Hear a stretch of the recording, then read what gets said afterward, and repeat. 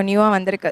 Like அதில் ஃபுல்லாகவே நீங்கள் பார்த்தீங்கன்னா அந்த காலத்தில் வேர் பண்ண மாதிரி அந்த சிப்பங்கள்லாம் பதிச்சு, ஸோ ரொம்ப ட்ரெடிஷ்னலாக இருக்கும் அந்த ஜுவல்லரிலாம் நீங்கள் பார்க்கும்போது. இந்த ஆன்டிக் ஜுவல்லரிக்கும் டெம்பிள் ஜுவல்லரிக்கு என்ன வித்தியாசம்? ஆன்டிக் ஜுவல்லரி வந்து நம்ம கையால் செய்வாங்க சார். கையில் செய்கிற மேக்கது ஆன்டிக் ஜுவல்லரி. அது பார்த்தீங்கன்னா ரொம்ப பவுன் வந்து கம்மியாக இருந்தால் கூட நல்லா கிராண்டாக தெரியும். லுக் வந்து கிராண்டாக இருக்கும் ரொம்ப. இது கையில் பண்ணுறதா? ஆமாம், கையில் பண்ணுறது.